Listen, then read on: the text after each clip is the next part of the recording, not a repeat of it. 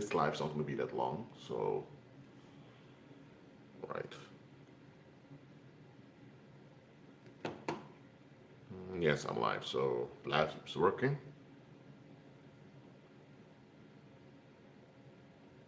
There's enough light here for all the lights on, so oh yes, you can see the shadow of the phone on my shirt. Okay, that doesn't mind. So for those that are here, let me know the live chat you're here, please. It's not going to be a very long live. Okay, that's why there was no intro, because I'm not going to stay here for long. But if you're here, let me know that you're here, please. Thank you very much. I'm standing here in my kitchen. I don't show the whole kitchen because I need to wash the dishes still. The dishes are right over here.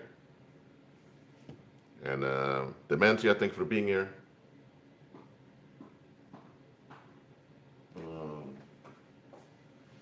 Okay. Curly Girl, thank you for being here. Alright, so Blessed Status, thank you for being here. Blessed Status, is your last name Dossett, like mine? Let me know. Okay.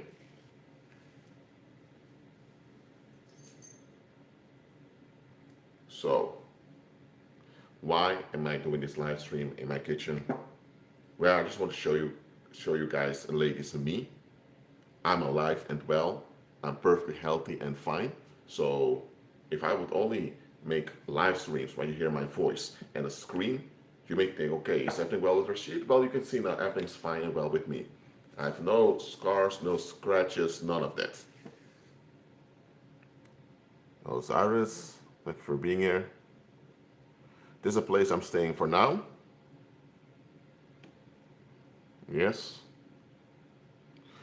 I do not release that much about the place, my residency, because there are thousands of stalkers and bloodthirsty creeps out there who still want to escalate on me for even existing.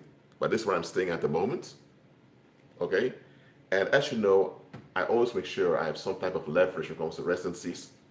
So I may be here now, maybe within a month I'm somewhere else. So the same advice you to do also. Okay. Now, in this live stream, because I don't have to wait long anymore, I'm just going to do the live stream because I'm going off soon. Oh yeah, I just want to show you, these are some of the mandarins, as to call them. And oh dear. Some of the oranges I have also. 2 bags with big oranges. Another fruit package over here. A bag with apples. So yes. Rashid always makes sure that when the food is in his house, that the food's of good quality. So that's good. Now, there are also some onions and whatever over here, which I use when I'm cooking. And so everything's perfectly fine over here. What I want to talk about in this live stream is as follows. Never, ever ignore receipts. What are receipts? When you go to a shop and you purchase something, you would get a receipt. A receipt is a established proof that you purchased something. Because if you go to a shop, you purchase something and walk out of the shop, someone says, "Oh, he's stealing." You can show them your receipt, and they will say, "Oh, okay, you can walk on." If you purchase something and you don't get a receipt and you go out, the shop owner may even lie on you with a cop saying he's stealing. But if you show the receipt, the cops will say, "Hey, that's a receipt." So a receipt is an established proof that something has happened or that something is going on. That's a receipt. You know about receipts when you purchase something. Okay, you get that receipt with the date, the price, what you purchased. And if it's a house you're purchasing, there will be receipts also. So we know what receipts are on a financial level. But receipts also has to do with warning signals, or it also has to do with circumstances. Okay? For example, if someone would tell you that a state and neighborhood is dangerous, you would ask, what's the proof it's a dangerous neighborhood? And they may refer to you to police records of the amount of stabbings and murders happened over there. Now, those reports about the stabbings and murders are the receipts that indeed it's a dangerous neighborhood. Or maybe you encounter a mentally ill individual that grew up in that environment, and when you analyze the individual is completely psychologically messed up. So now you know that his background, what he grew up in, was messed up and oppressive. So he is a living receipt that where he came from is very dangerous. And that's what I want to point out here. In his lifetime, you will encounter a living receipts. A living receipt is a human being that proves something about the place they come from. Okay? So if someone comes from a very oppressive, dangerous background, then in their psychology, they've been harmed. So because their psychology is harmed somewhere, they have defective thinking and defective behaviors. So the defective thinking and defective behaviors of that individual is there because of where they come from. So them being defective today is a receipt that where they came from doesn't add up. But if someone, for example, attended a school and he's now performing very well at work, and let's say you have multiple people that perform at their best and they all came from a certain school, then those people are living receipts that school indeed is doing a good job. Living receipts, I want to talk about it. Too often, we ignore the living receipts that we encounter in life.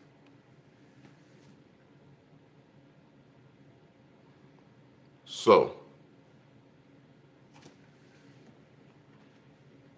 when you encounter people, okay, realize those people come from somewhere. They've been through some stuff. They may know something. And the way they are today is how they were shaped in the past. So the people you encounter are receipts of where they come from. So let's say now that you see this elderly lady in the street all the time, baking cookies for everyone. You think it's a very kind old lady. But then you have the daughter of that lady who tells you, don't be mistaken by the smile of her. Don't be mistaken by it.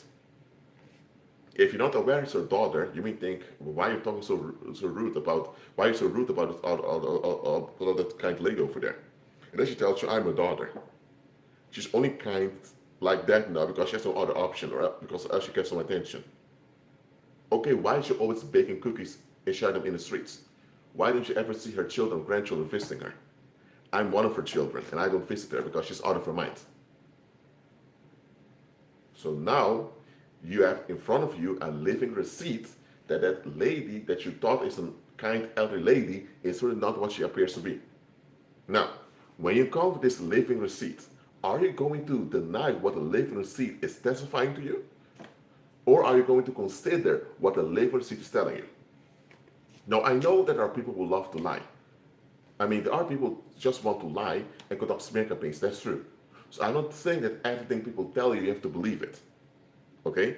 But when you encounter living receipts that something is either bad or good, because you also have living receipts that testify of something good. For example, I'm a living receipt of Christ's resurrection power because I've been walking in his resurrection power, and that's why I overcame all the violence that came against me.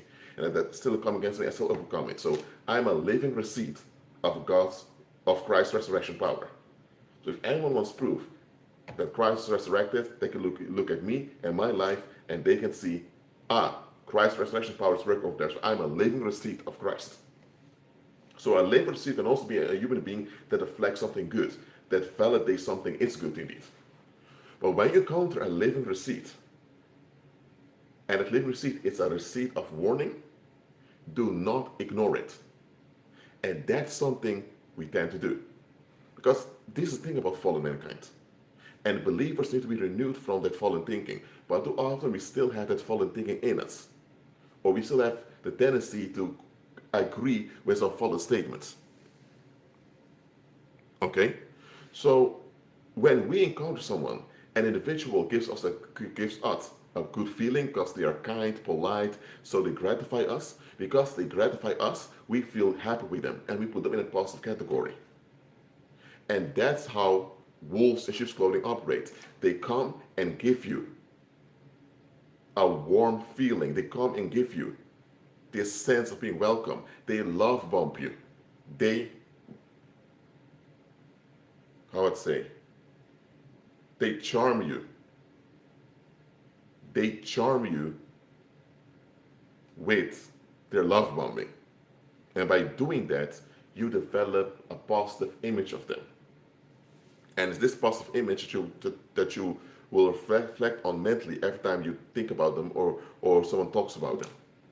So if someone has charmed you, or better, enchanted you, enchant is the better word, if someone has enchanted you, make you feel so good through love bombing, then when someone else comes along and says something negative about the individual, you say, shut up, or who are you? But you're not familiar with this individual talking bad about the one that's enchanted you. Okay?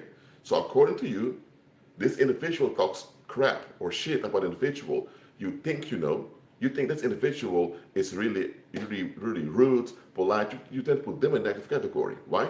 Because you have someone that enchanted you to feel good about them, and now you do feel good about the individual, so you put them in a positive category. And when someone else comes and contradicts the good feeling you have about the individual, you tend to block them out. And that's what you need to unlearn. Because evildoers will always enchant you to feel good about them. Because it's by enchanting you that they keep a door open with you. For example, you may have this guy who never bothers anyone, always say hi to other people, he's never intrusive, never invites himself to parties, all of that, so people are okay with him.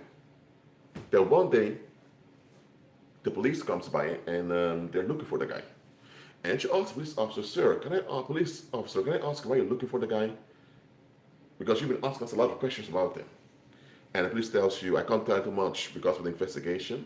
You tell the police officer, yes sir, I understand it, but what is going on? Because I have a right to know. You've been asking us to come and answer questions. The police tells you, he's wanted for murder and trafficking children. And you think, what? That guy that lives over there?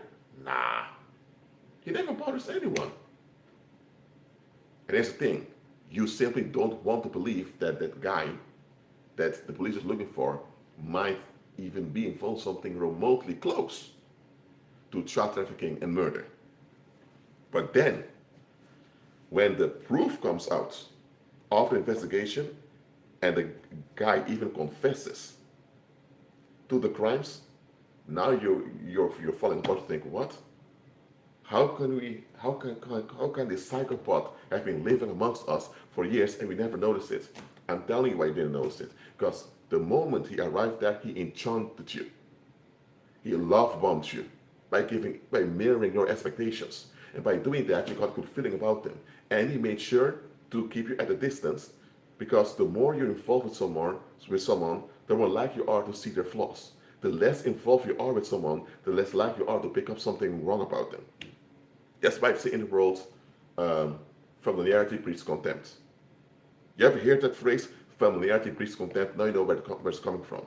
It's natural. The more you're involved with someone, the more you will see things about the individual.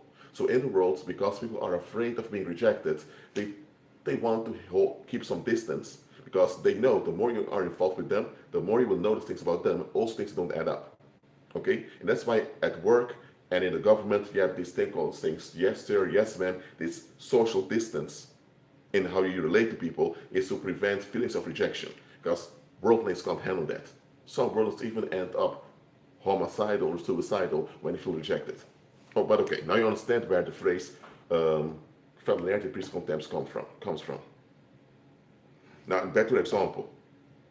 In this case, the people couldn't believe that a serial killer, a psychopath, was living amongst them all the time, because the psychopath enchanted them through love bombing, and then the psychopath always pretended to be busy to keep himself at distance. And because of that, the only impression people had of him was that he was this kind guy who never bothered anyone.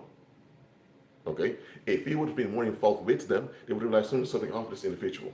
So because he kept others at a distance, relatively, he did involve himself with people from time to time, but most of the time he kept people at a distance. People just thought he's a nice guy that doesn't bother people. And that was the mindset people had towards him, and that was the thinking people invested in concerning him. So when other people came with other information that contradicted how they felt about him, they were thinking, no, no, no, we won't accept this. Till they had no choice but to accept it. And this happens all the time. Evildoers, and sometimes just even bad people, they understand this. If people invested in you a certain way, they will not want to give up that investment and invest in you in a different way.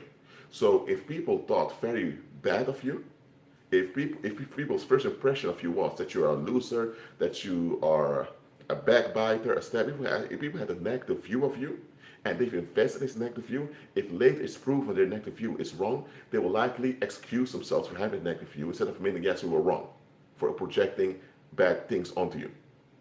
Fallen mankind has this pride. They don't want to admit when they are wrong, okay? So they will fight, even cause arguments, just to defend the wrong thinkings they had about you. But at the other way around, it also works. Is if everyone invested in a positive outlook of you, and then evidence comes that you're not a positive individual they thought you were, they will often resist it far more. Okay? Because in the case of them having negative views about you, they've invested in that negative image while keeping you at a distance. But if they invested in someone thinking this individual is a nice individual, they've embraced the individual in their own social sphere. So if they embrace someone and invited and pulled someone in their social sphere who ends up being not what they thought he was, then they need to admit, okay, we allowed this individual to stay around us all the time, and he just fooled us. Oh, so there were people that we kept at a distance because we had our reasons, and this individual we allowed close to us. Oh, but later this individual allowed close to us ended up not being who we thought he was. How could this happen? And now they need to apologize to all those other people that got at a distance. I didn't want to do that. So when people invest positively in someone at the beginning, it's very hard for them to admit that they've been fooled. If they invested negative against someone, they will likely admit it, but even then, they will escalate because they want to face the fact that they have no choice but to surrender their will.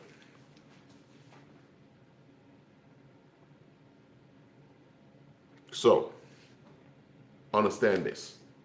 Evildoers will always enchant you with positive sentiments about them.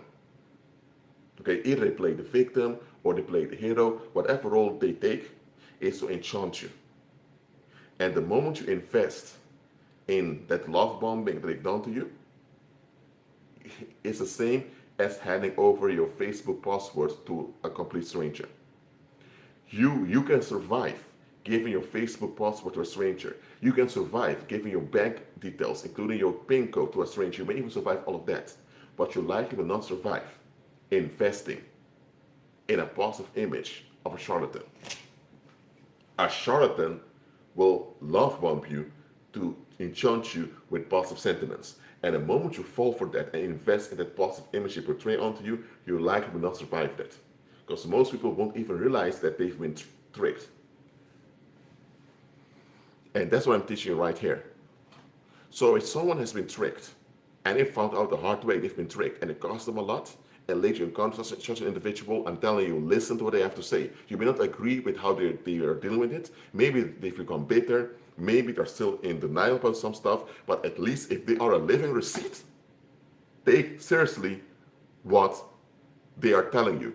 I'm not telling you to agree with them and to embrace them. Okay? But pay attention to what they're saying.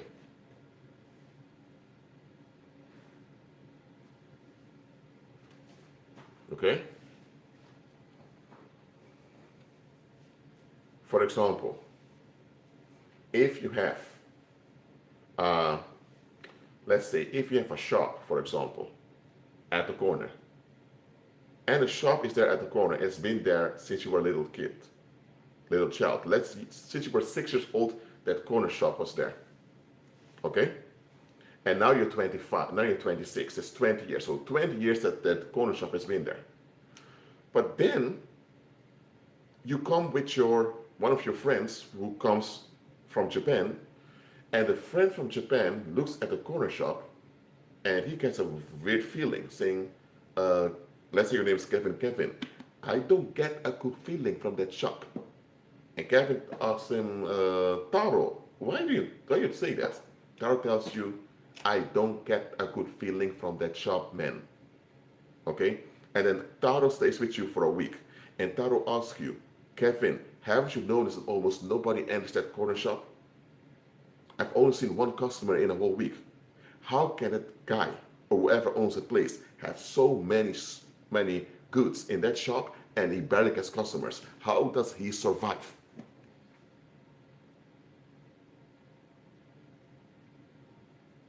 So this Taro, who came all the way from Japan, he's an outsider. And he picked things up about the environment that you that grew up there don't pick up. Because you are acclimatized to the environment. And because you are acclimatized to the environment, there are certain things you don't notice anymore. Because some things just feel familiar to you. That's why you don't notice that there's something wrong with it. If you are used to something, you don't go to notice it anymore.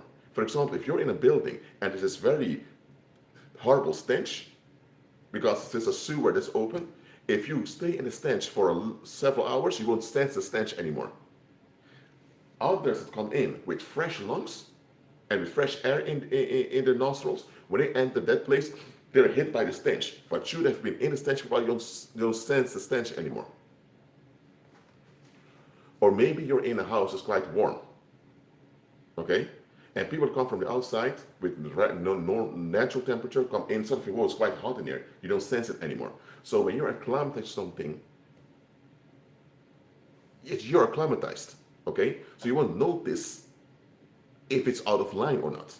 And that's why from time to time, it's very important for you to have some outsiders that look into your situation. I'm not telling you to show everything about you to all outsiders. No. But from time to time, it's important to have some outsiders around you. I prefer outsiders who are believers. But sometimes even unbelievers can notice things. So let's go back to the example of this Taro and Kevin. Kevin grew up in that neighborhood. And it's after Taro told him, Kevin, there are almost nobody going to that shop. How is this possible, man? In Japan, if you don't get any customers in a week, the government asks you to close. Now, Kevin told him, well, here in this country, things don't work that way. But okay, so Kevin began to think. So Kevin, after Taro left, he began to pay attention for a whole month. And for a whole month, he paid attention and almost nobody entered the shop. And then one day, Kevin began to talk to his parents, saying, Mom, Dad, you remember that shop I always wanted to go to as a child to buy candy? And your father said, yeah, I remember that. You were also crying for me to get your candy from there. Dad, at some point, you brought me candy from somewhere else. Why was that? And the father told you, well, I didn't really like the guy that owned the shop. He was quite rude and all of that. Then you say, Dad, tell me the truth. I'm a grown man now. What's wrong with that shop? Because Taro, my Japanese friend, came here and he said he had a bad vibration from that place. And he told me there are barely customers there. I noticed also, how can that guy have that shop for 20 years and there are barely customers? Something's wrong. And then the father confessed to him, son, that place is run by a satanic cult. From time to time, people that visit that shop will end up disappearing. And it's only 10 years ago that people began to notice this. A lot of people stopped going to the shop. Because till 10 years ago, there used to be a lot of people going to the shop while you were growing up. But many of them end up going missing, just like that. Girly girl, thank you well for your super chat donation. Very much appreciated. So that's why it's closed now. If you ask your father, Dad, it's a satanic cult? Shouldn't you report to the police? Your father tells you don't do it. There are even police officers that are members of that cult. There are some judges and politicians of this province were involved in it. So if you give a report, it likely will not end anywhere. And then your father tells you, do you remember Lorraine that you used to go to school with? Oh yeah, I haven't seen her for like 5 years. We all went separate ways after we finished high school. Do you remember how Lorraine suddenly had those episodes that she was quite frightened all the time, telling the people were following her and all of that? And all of you guys were thinking she's just making things up because she wanted attention. You tell your dad, yeah, dad, I remember that. And your father tells you, or the father of Kat tells him, Kevin, she was not lying. She was being watched. Because she began to notice things about his neighborhood that didn't add up. And she began to open her mouth. So when people who were covert members of that satanic cult found out that she was opening her mouth, they began to target her, they began to harass her. They began to attack her mentally so she would lose her mind. And once she lost her mind, they planned to put her in an asylum where they would drug her further. But one of her aunts noticed what's going on, and she purchased a ticket for Lorraine to go to England. And that's how she escaped.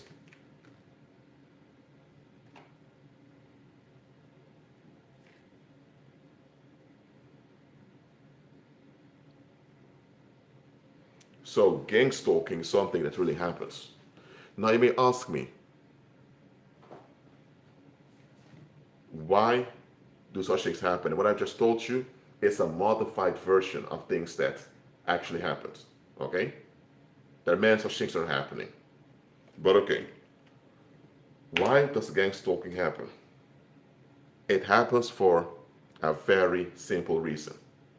Anytime you know something or you notice something that they don't want you to know or notice, you become a threat to the stability of society. Society depends on people being blind and ignorant of the blood sacrifice that goes on, because it's blood sacrifice that gives relief to the community. All the people there, they all have tension, they all have pollution they emit, and by having victims to victimize, the people are at ease. So society's existence depends on scapegoating the victims. So this scapegoating needs to happen for society to be at ease. But the people are not supposed to realize they're participating in the scapegoating. The everything is a natural thing that happens. And the moment you begin to notice something is off around you, or the moment you begin to see through what's going on, you begin to act differently. And when you act differently, then some people going to complain about you, saying, oh, this or she talks a lot about the government and about how corrupt it is and all of that. And when people complain about you, talk about all the stuff, then you have cult members who realize, who's this or she talking about that? Let's figure it out. If he knows so much, we may need to silence him or whatever. That's how it goes. So that is why I'm telling you, anytime you figure out something that's disturbing or you notice a disturbing thing, don't just go out and say it to everyone. Because not everyone notices it and not everyone wants to notice it. Sometimes you notice something that doesn't end up, you open your mouth, and people will talk about you, about what you've noticed. And because they're all talking about you, what you've noticed, they'll even mention your name. And that's how agents of darkness placed in the community will find out, ooh, someone's awakened, we need to go after them.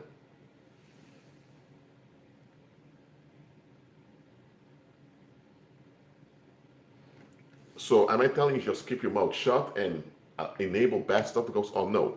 But look for someone that you're familiar with, that you know you can entrust this to, and tell him. For example, I had someone telling me, Rashid, don't you think it's quite strange that there are almost no Chinese people going to Chinese restaurants around here? I had someone telling me something like that a while ago.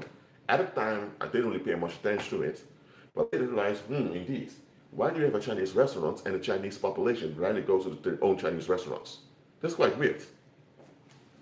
Now, the individual didn't tell me what he was suspecting, but I later figured it out. Yes, there were triad operations going on behind the scenes. So understand this. Society depends on blood sacrifice. Society depends on people feeling entitled to violate you when you don't give them what they want. Society is all about massaging the narcissism of the crowd. But because you can't eliminate the narcissism of the crowd, only Christ can do that when someone is born again. Only in Christ can your mind be renewed. So the world cannot renew your mind and make you a better human being. They can't do that. They can only manage your fallen state. So the narcissism of the crowd needs to be massaged so that the people don't freak out and escalate. And that's what society is meant for. And the police is there to make sure that if people freak out, it doesn't go out of hand. So the police is not there for the truth nor for your safety. The police is there to keep the masses at ease. So if you are living, or if you are making comments online about things you notice don't add up, and some of those cult members pick it up, some of them may even inform the police, and the police may even be on it to make a false police document about you. Yes, the police is willing to make false documents about you. Maybe there are actors out there who will pretend as if you sexually assaulted them. And then they will make up a police report about you sexually assaulting people. But this thing, the sexual assault never happened. You don't even know those people. Maybe in reality, someone told them, Kevin sexually assaulted me at the train station right over there.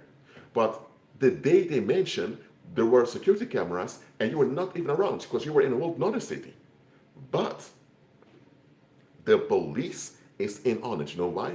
Because they will use this police report, which is fake. They will give it over to a judge, and through their Freemasonic codes that they use, the judge, who's a Freemason, will look at it saying, this is a Masonic operation. Okay, give an arrest warrant to arrest this individual. And then you end up in court, going to trial for crimes you never committed. And then they end up sending you to prison. And when you go to prison, they put you in the most dangerous part of prison where you're likely to be abused or beaten up or even killed by other inmates. And that's how they silence you and got rid of you. Such things happen more often than you realize. Soon to Rise, thank you very much for the super chat donations, very much appreciated.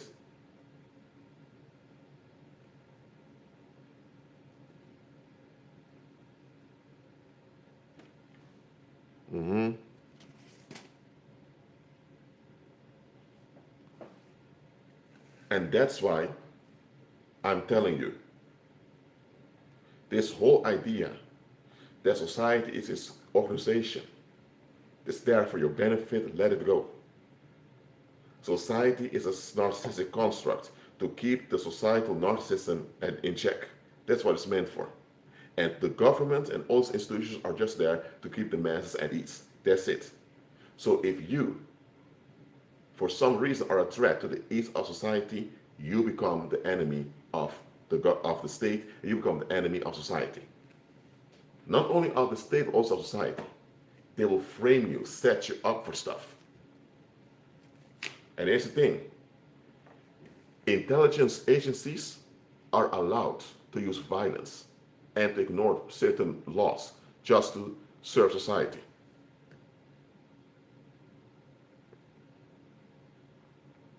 And here's the thing, too often we're so attached to what we agree with. Listen, what you agree with doesn't matter with what is. You can agree that the sky is pink because you like that. What you like or don't like doesn't matter. The sky is not pink at the end of the day. Okay? You can agree that someone is innocent because of what you think about a situation. But what you think about a situation doesn't matter about is what matters what is the situation. Too often we hold on to our own agreements and our own thinking instead of looking at what's in front of us.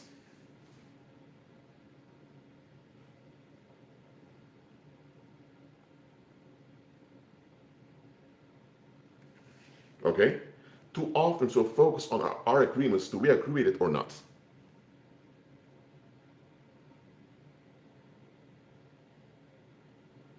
If you agree with something and there's proof in front of you that tells you what you agree with doesn't end up, give up your agreement. Too often you want to make excuses for our agreements. Don't do that, because the moment you do that, you end up putting yourself in cognitive dissonance, and that will knock down you noticing your intuition. So you're actually harming yourself when you refuse to give up opinions and expectations that have been disproven by reality.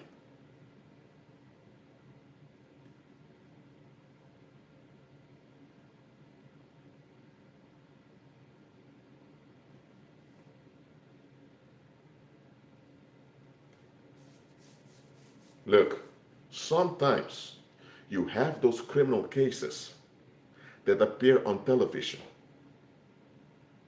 And when you just listen to what the news reporter is saying, you eventually think, hold on, this doesn't sound right. And that's the first red flag you need to pay attention to. If you hear something and instantly in the radio you pick up something doesn't add up here, then look a bit more into it. Do not think that just because it doesn't add up to you, it's bullshit. No. It may sound bullshit to you, but it's maybe not be bullshit. Just look into it. Look, if someone, for example, goes missing, just give an example now, and for months the police didn't even work on the case. Months later, they make a media report about it. Ask yourself, if the individual went missing on the 1st of March, why is it that it is on the 5th of August that you make a media report about it? You should have, if the person went missing on the 1st of March, and you guys got a missing persons report on the 2nd of March, on the 3rd or 4th of March, you should have made a media report about it. And then repeat it afterwards.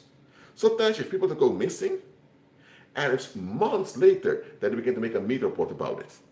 Somebody say, oh, this individual went missing a few months ago. And I'm thinking, what? Shouldn't you use all the resources as soon as possible when someone goes missing?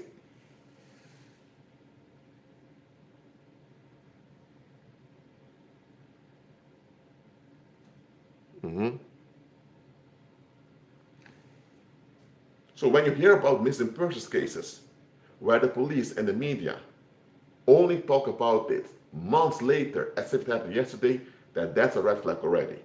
That means there is something with this case that they're hiding from you. Then, when you check into the individual who went missing, let's say you go to, today you have social media, so you can check social media. You go to the social media page of this individual. His social media is kind of private, not completely, it's kind of private, you don't see very much. But from the little you see, you notice that this social media profile is a bit inactive.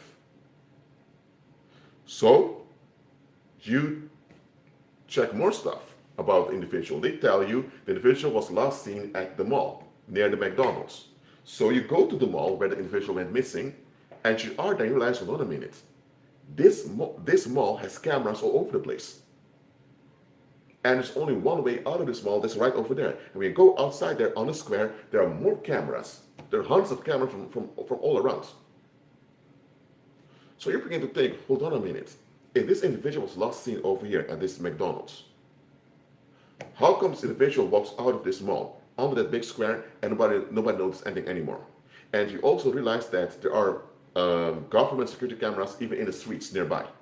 So you realize, hold on a minute, if there are so many cameras in this neighborhood, but you guys say this individual went missing out of visiting that McDonald's, you're lying.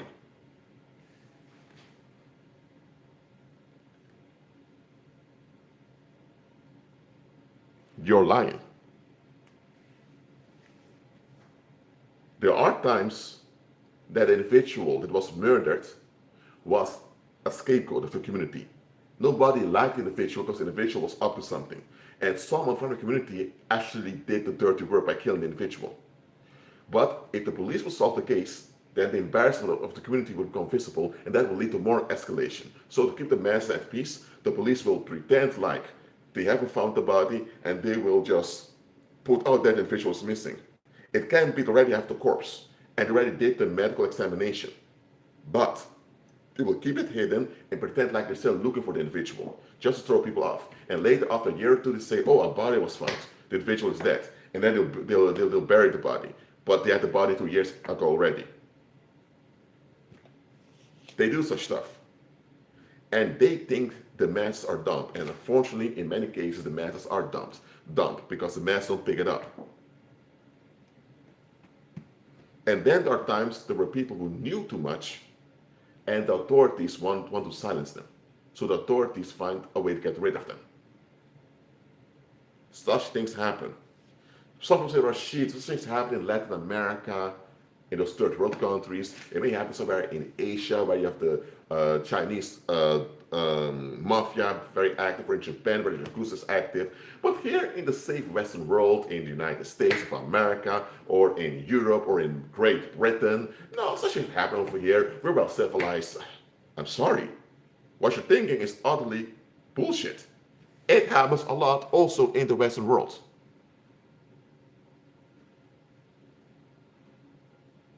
It happens a lot. There is, for example, this woman, this girl that went missing. She was 20 years old, so she was actually a woman. I'm not going to mention her name now because of YouTube algorithm, but it was this in 1993. There was this girl. I'm going to only mention her first name, called Tanya. She went missing after she had an initiation party at the sorority. So she had the initiation at sorority, and after this initiation, she went on a bike towards the student dorm, I believe, and she was never found.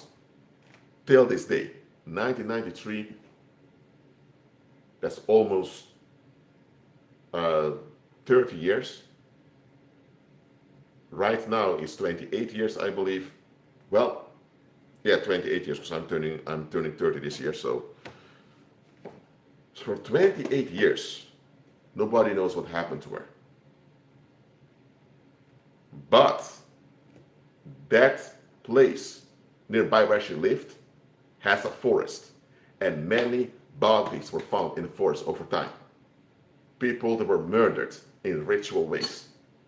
But they never talk about that in mainstream media. And I'm thinking, oh, so more bodies were found just nearby?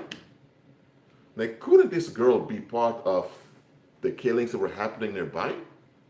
Maybe we should look at strange cults that are operating around, you know?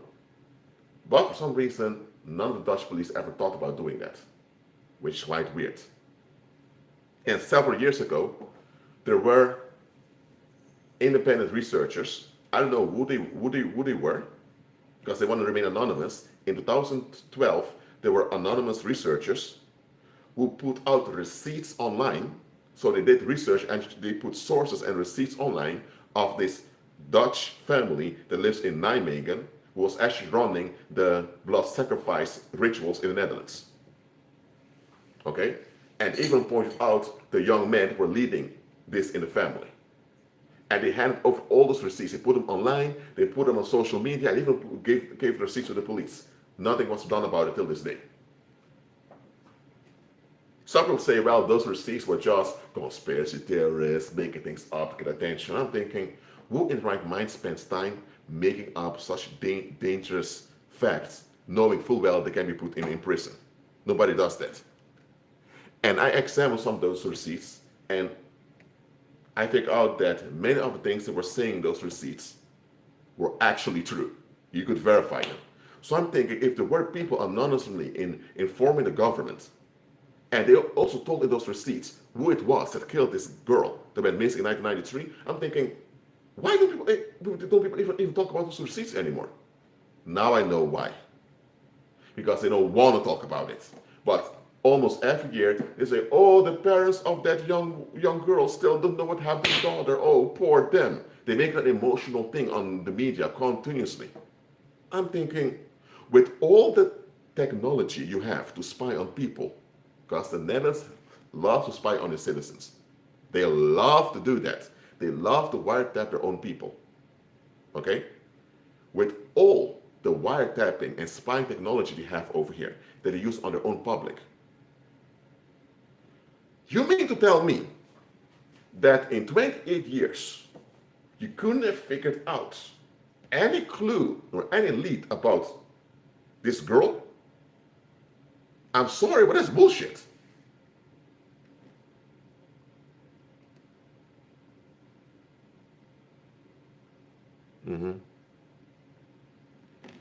So, this year, they started a new search for the body of that missing girl. Hold on a minute. Who told you she's dead? She just went missing. You guys don't know anything of the end 28 years. But yet you want to look for the body? Oh, so you know she's dead. If you say you want to look for the body, that means that you know she's dead. But it was never confirmed she was dead because no body was found. She just went missing. So if you tell the public we're going to start a new search, just to look for the body, they're already showing you that they know she's dead. Oh, if you know she's dead, who told she's dead? Where is the receipt she's dead? Talk about that. Oh, they don't talk about it. But the masses don't ask questions. They should ask reporter. The media just said they're going to look for the body this year again, 2021. But I thought she was just missing. So if they're sure she's dead, then somehow they must have evidence that she's dead and where to look for the body. Who told them that? So if they know that she's dead, that means it must also be possible to point out who did it. Because they dug up a grave before, she wasn't in it. They dug in some places, couldn't find her. So I'm thinking, if you're looking for a body, well, it's just a missing person case, you're already showing that you're filled with shit. You're already showing that you're lying to the public. But the public doesn't pick it up because the public is quite emotional.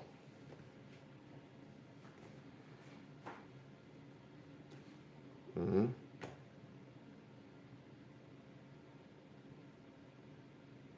So,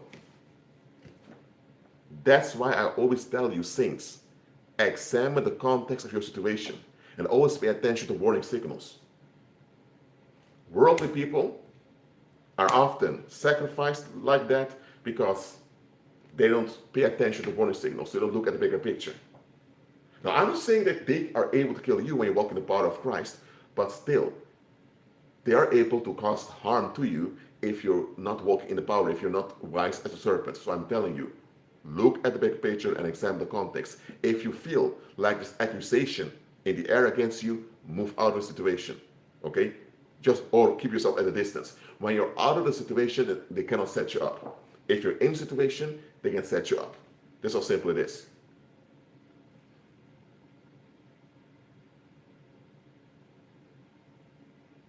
Mm-hmm.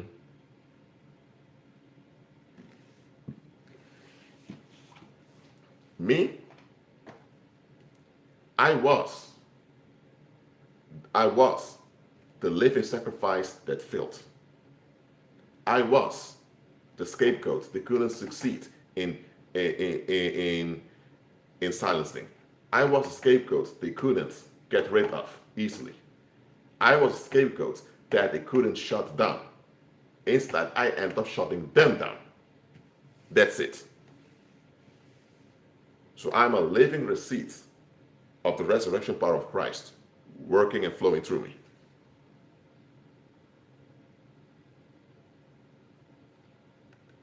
Mm-hmm. Now, you shouldn't live in fear. Think, oh, something may happen. No, absolutely not. When you walk in power, you shouldn't operate in fear. Just be cautious. And when necessary, document things. That's one of the reasons why between 2000, why at the end of 2013, all the way till 2015, I kept making so many short videos. Sometimes I didn't even have to make a video, but I just would make a video and show people where I was. Why was I doing that? Because I sensed that something or someone was about to take me out. So I just showed myself at various places. By doing that, people remained aware about me.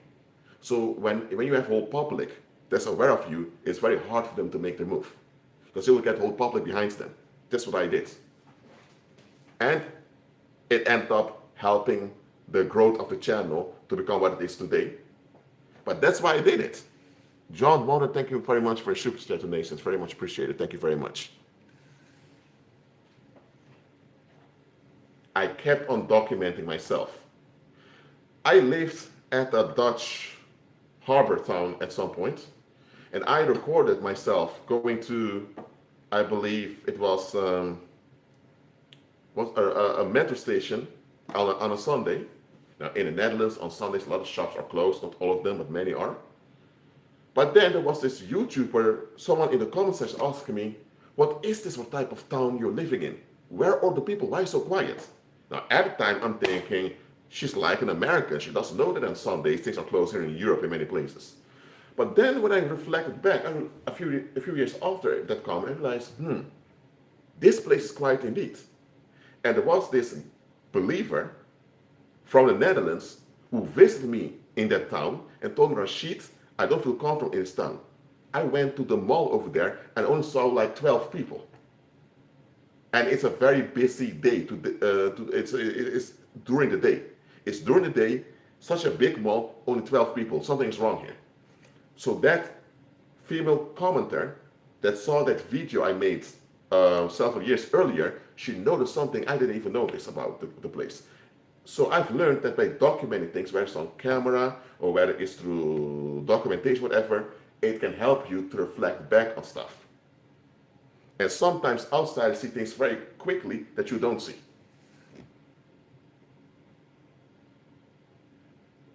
Mm-hmm. Mm-hmm. Look, we don't operate in fear. We don't operate in fright. We are not careful. We're watchful. Careful means you're in danger, so you need to watch out or else. That's careful. Watchful means I'm secure. And because I'm secure, I pay attention to be ahead of stuff. We have to be watchful. We have to be watchful. Because man, those worldlings out there, it is as if they're having cement in their brains instead of blood. It's as if their brains are filled with cement. Things are sometimes so obvious that you just can't pick it up. You have to show themselves 5 or 10 times before they realize, oh, indeed, this doesn't add up.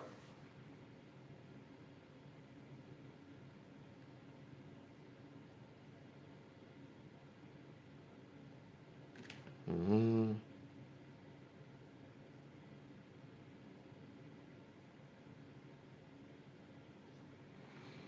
So, never ignore living receipts. And realize one thing. Realize one thing well. Me, I know what they tried to do to me and why the Lord removed me to South Korea. Why the Lord pushed me to leave this country in 2020. And now it's safe, the Lord brought me back. I know what they tried to do. I mean, okay, let me tell you something that happened, okay? In February of 2020, there's something I'm going to tell you that happened. February 2020, my train subscription suddenly was blocked. It was ended by the Dutch Railways. And I was thinking, what? I looked at my bank account and the money was withdrawn from my bank account. So I'm thinking, I've paid for this. Why are you ending the subscription? They later sent 3 weeks later, they sent me some almost empty letter saying we ended the subscription. And I was thinking, why? What's going on here? I still had a business card of the Dutch Railways I could use, so I did that. But I didn't sit well with me that they just ended my train subscription like that. And I paid. There was a receipt on the transaction of the bank that it was paid. If I didn't pay and you ended, I could understand it. But how come I pay and but you end it? 2 months later, this believer told me, Rashid, the Holy Spirit is urging me to tell you to leave this country as soon as possible because there's something growing against you. Now, before that, I already had a lot of psychic attacks. I was even gaining weight because of it.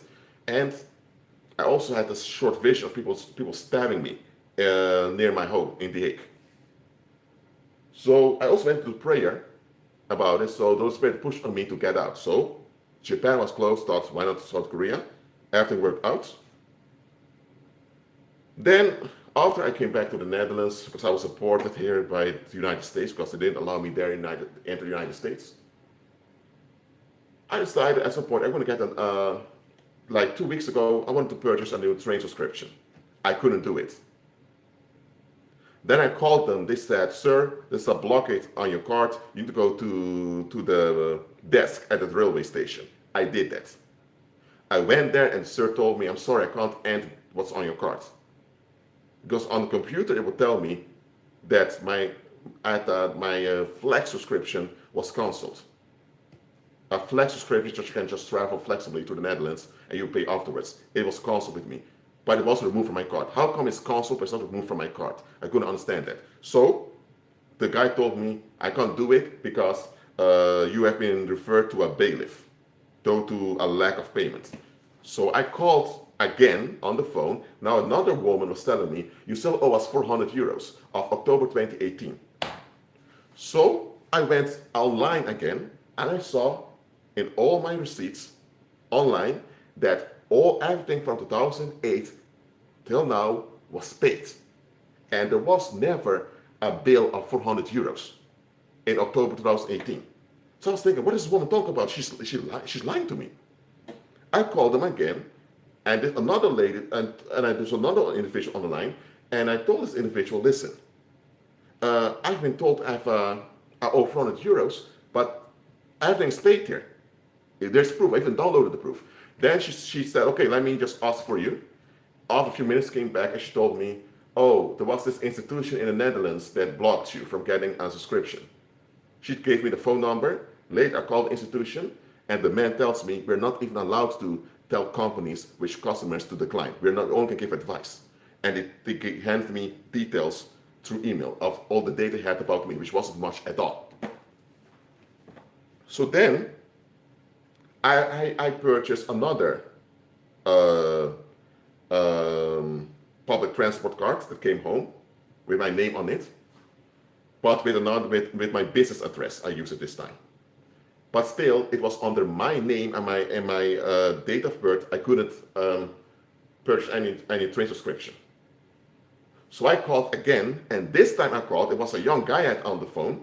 He asked my previous address that I had before I left the Netherlands. He asked my current address and all of that.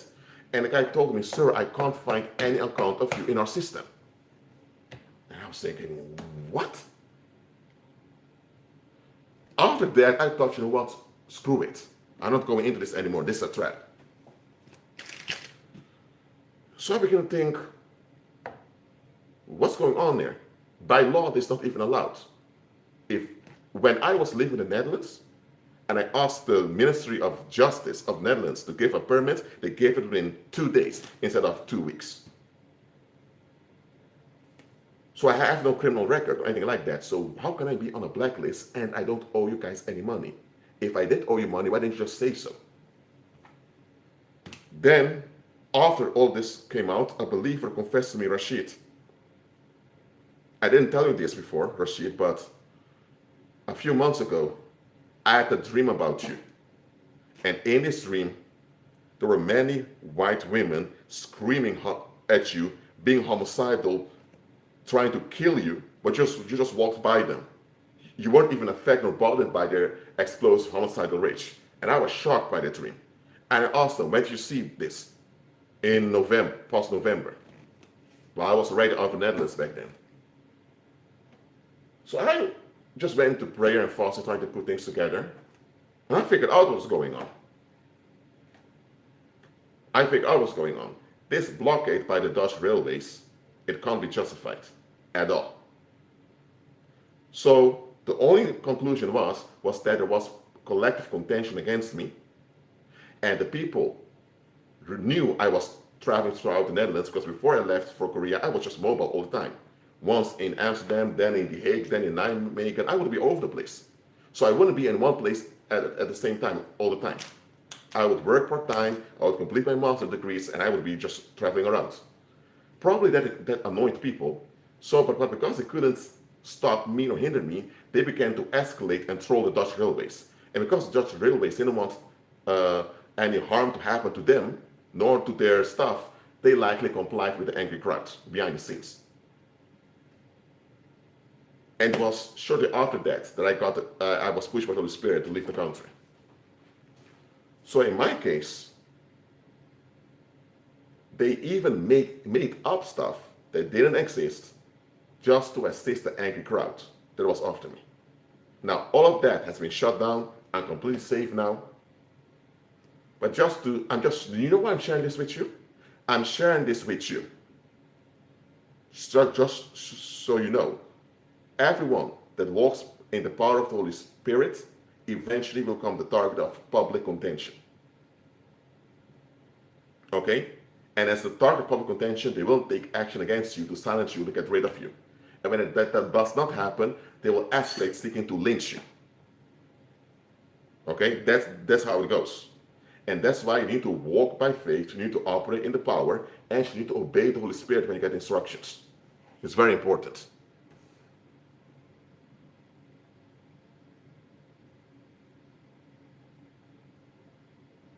Mm-hmm.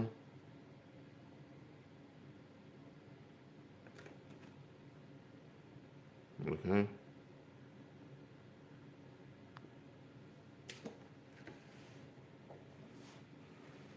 Nobody can explain to me how I can have 400 euros to pay, which doesn't exist on the receipts nor on the bills. How there's a blockade that you guys couldn't explain before, and now suddenly another employee can't even find my account. That means you guys are covering something up, and I know what they're covering up. They were willing to comply with a lynching just to keep the masses at ease. That's what they were doing.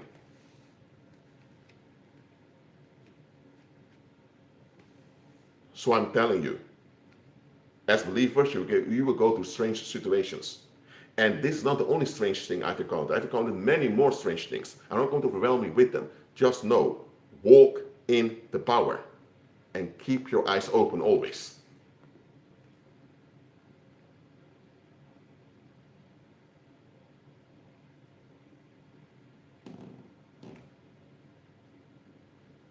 The thing is, I always tell you to send peace ahead of you. With everything you do in your life, send peace ahead of you and to take charge of situation before you arrive. I'm not telling you to do that for nothing. By doing that, you're already ahead of whatever was likely to come. When you intercede for people, do the same thing. Send peace ahead of them and take charge of their situation in the spirit.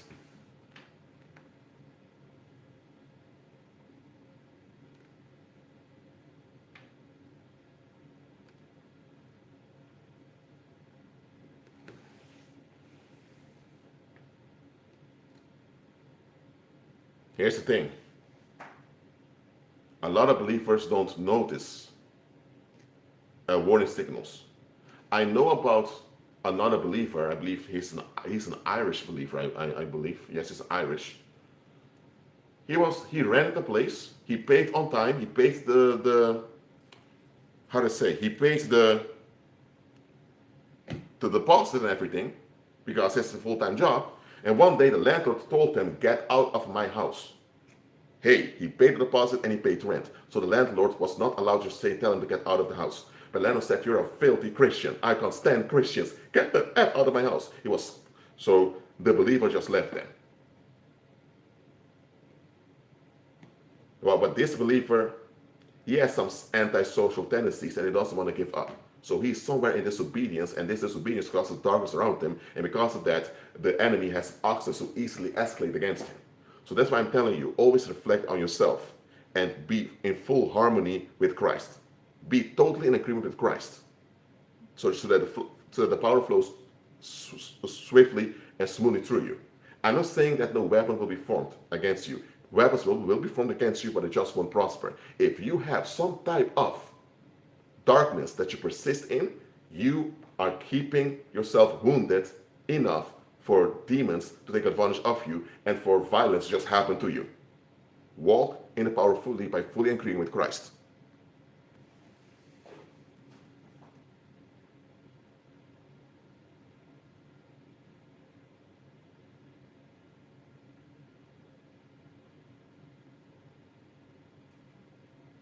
Mm-hmm.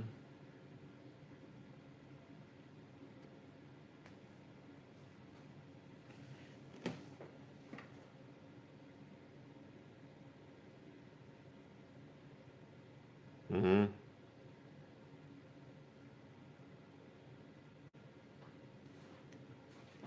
So, always agree with Christ. Don't be proud thinking that's how I think about it, so I feel about it, so I was raised. I don't care how you were raised. I don't care what your morals and values and all that are. That's just pride, holding on to what you think, what you validate, respect, and all of that. No, agree with Christ 100%. It's only by agreeing with Christ that his power can flow through you easily without hinder, because it's his resurrection power that will keep you safe out there. It's his resurrection power that you need to have your prayers answered. Sometimes we as believers hold on to things that won't benefit us, namely opinions, attitudes, expectations. Drop it. It's only in Christ's resurrection power that you have safety.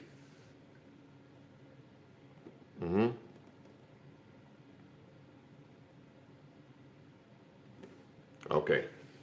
Well, that's what I want to share with you in this live stream. Pay close attention.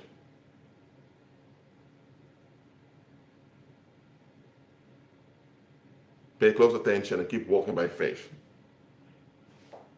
Document receipts, but listen to living receipts also, but always move forward in the power. That's it for now.